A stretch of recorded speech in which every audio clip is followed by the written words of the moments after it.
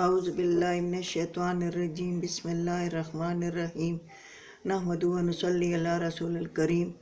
اعوذ باللہ من الشیطان الرجیم۔ میری بہنوں، میرے بھائیوں، میری عزیز ہم وطنوں، مسلمان غیر مسلمان، میرے بچوں، اللہ تعالیٰ اس قرآن پر مجھے اور آپ لوگوں کو سب کو عمل کرنے کی توفیق عطا فرمائے۔ ہماری زندگی میں یہ قرآن ہر وقت موجود رہے۔ کل میں نے یہ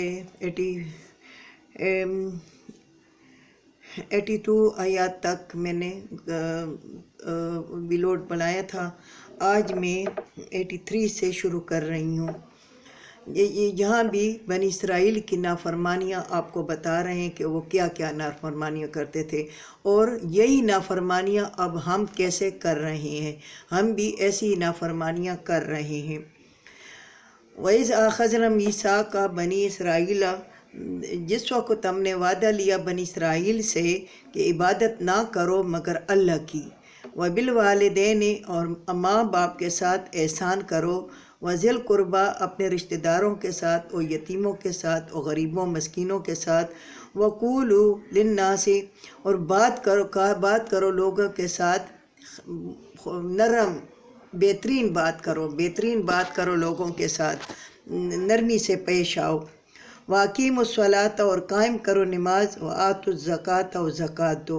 میرے بہنوں، میرے بھائیوں، یہاں اللہ تعالیٰ نے بنی اسرائیل کو کہا کہ میں نے تم سے وعدہ لیا کہ تم عبادت نہیں کرو گے مگر صرف ایک اللہ کی کرو گے، ایک اللہ کی عبادت کرو گے، کسی اور کی عبادت نہیں، کسی کے سامنے نہیں جھکو گے، کسی کے سامنے، کسی فرعون کے سامنے، کسی نمرود کے سامنے، کسی دوسرے کافر کے سامنے، کسی مسلمان ظالم کے سامنے،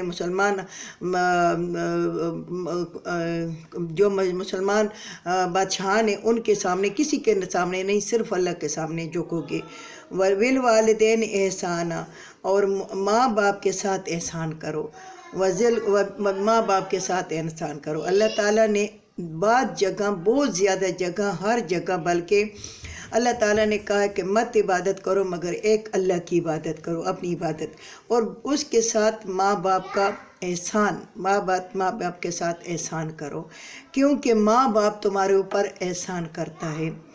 ایک آدمی نے اپنی ماں کو یا باپ کو حج کرایا اپنے کاندھوں پر، اور پھر پوچھا رسول اللہ صلی اللہ علیہ وسلم سے کہ آیا میں نے اپنا حق ادا کر دیا؟ تو رسول اللہ صلی اللہ علیہ وسلم نے فرمایا کہ تم نے وہ ایک رات کا حق بھی نہیں ادا کیا جو تمہاری ماں اپنے گیلے بسترے پر سوئی تھی اور تمہیں سوکھے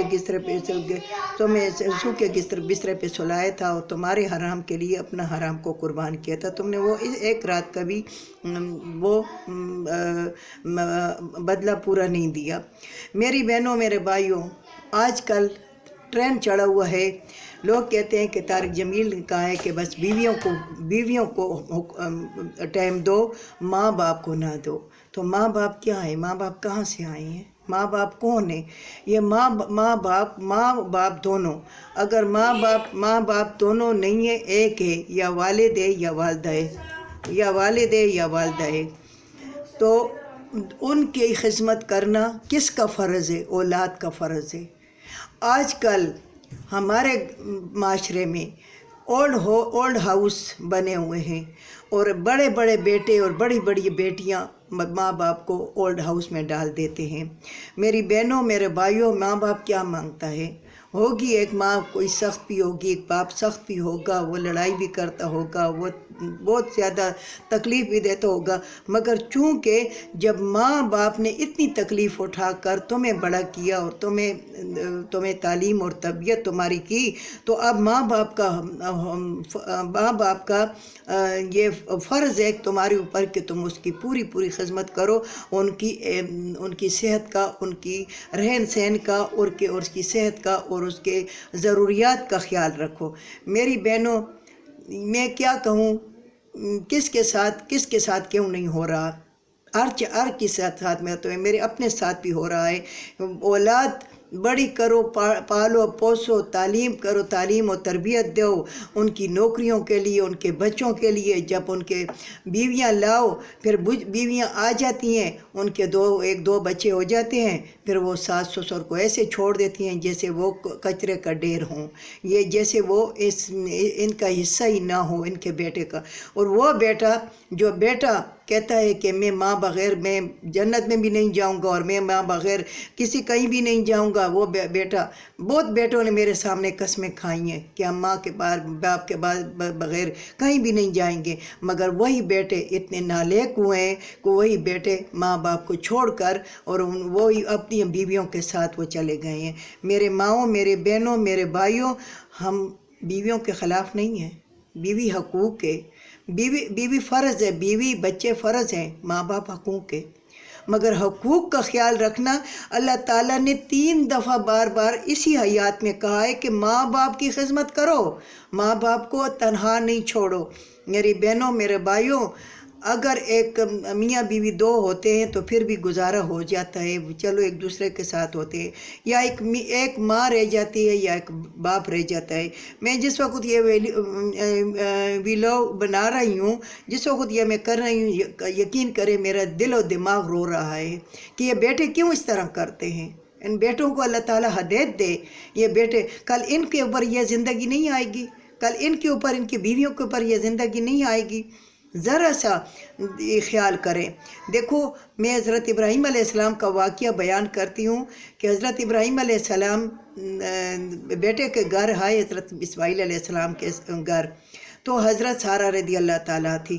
اس نے پوچھا کیسا گزر رہی ہے، کہاں اسماعیل؟ کہتے ہیں پتہ نہیں کہاں گیا ہے، کیسی گزر رہی ہے؟ تو اس نے کہا کہ مشکل گزر رہی ہے. یہ جو بھی بیوی کی عادت ہوتی ہے. جب ابراہیم علیہ السلام نکلنے لگے تو کہا کہ اسماعیل آئے تو اسے کہنا کہ یہ تمہاری درشل ٹیڑھی ہے، اس کو سیدھا کر دو.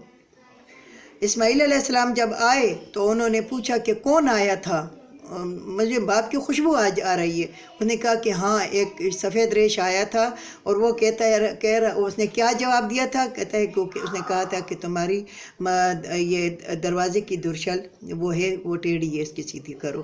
اسماعیل علیہ السلام نے شادی کر لی حضرت حجرہ رضی اللہ تعالیٰ کے ساتھ. پھر ابراہیم علیہ السلام کچھ عرصے بعد پھر آئے تو پھر پوچھا، تو جو بھی بیوی نیک بیوی ہوتی ہے اس نے کہا کہ اچھی گزر رہی ہے، بہترین گزر رہی ہے، اچھی. تو پھر ابراہیم علیہ السلام نے پھر جواب چھوڑا کہ اسماعیل علیہ السلام آئے تو اسے کہنا کہ اب درشل صحیح ہے، اب دوسری نہیں بدلنا. میری بہنوں، میرے بھائیوں، یہ پیغمبروں کی وہ تھی، پیغمبروں کی وہ بشارت تھی، اور پیغمبروں نے ایسا کیا تھا. اور آج کل یہ والدین جو ہے، یہ بچے جو ہے والدین کو ایسا چھوڑ دیتے ہیں جیسے وہ کچرے کا ڈھیر ہوں، اور ماں باپ کی کوئی خبر گیری نہیں لیتے، کوئی کسی قسم کا اس کا وہ نہیں لیتے. ماں باپ کیا مانگتا ہے؟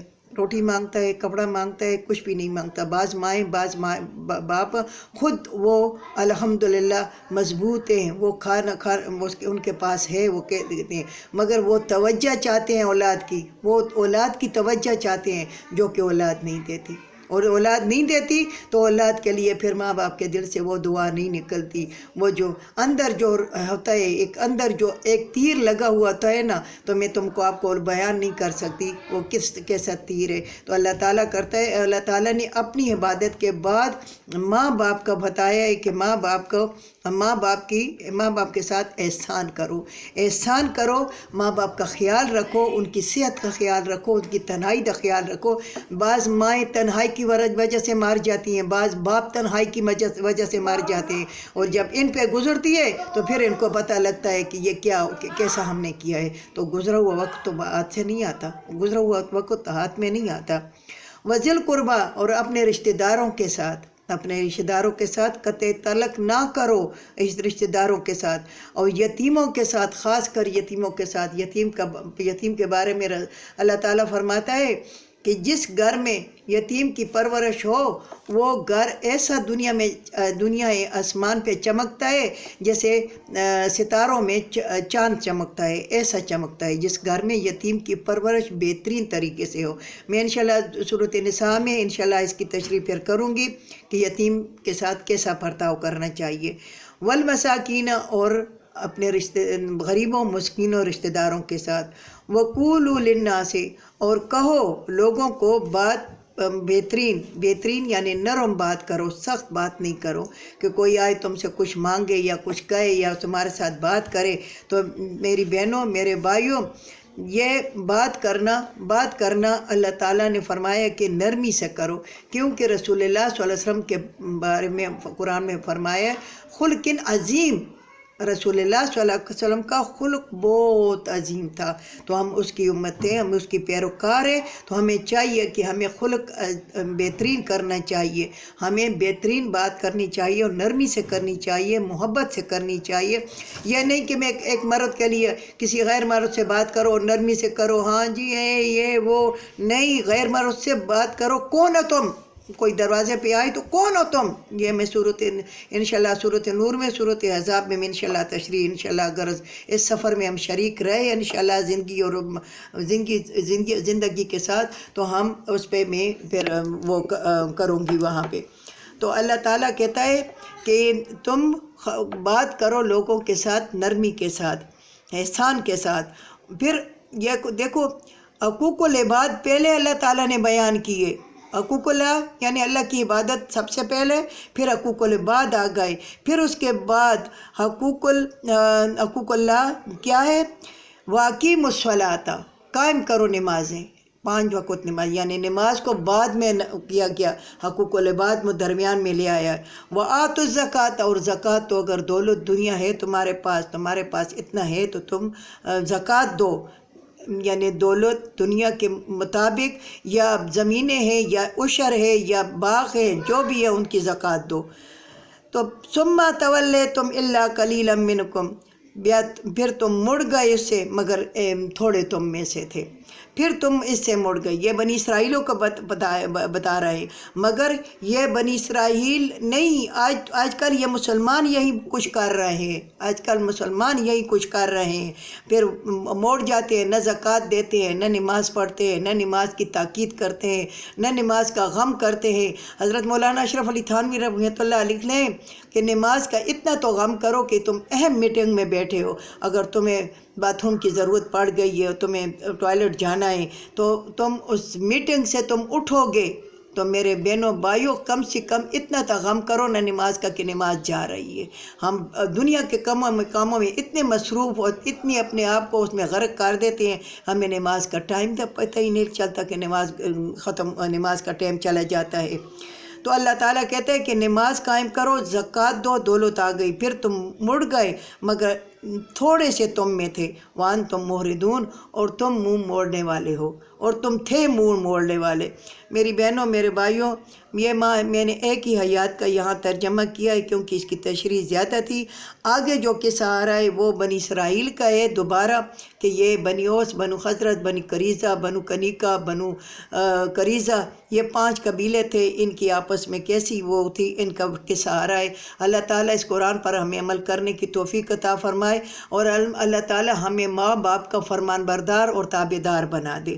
اگر ماں باپ کوئی سخت بھی ہوں تو کہتے ہیں کہ ان کا درگزر کر دیا کرو، ہنس کے اس کی بات ٹال دیا کرو، مگر یہ بچے جو ہیں یہ نہیں کرتے، ایسے ماں باپ کے ساتھ مقابلے میں آ جاتے ہیں۔ تو ماں باپ اس بڑھاپے میں، اس 70 سال 80 سال کی عمر میں بیٹوں کے ساتھ کیا مقابلہ کرے گا؟ بس صبر شکر کر کے بیٹھ جائے گا۔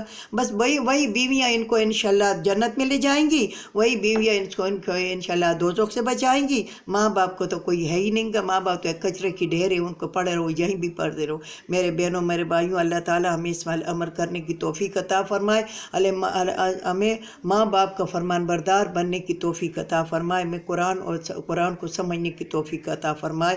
وآخر دعوانا الحمدللہ رب العالمین۔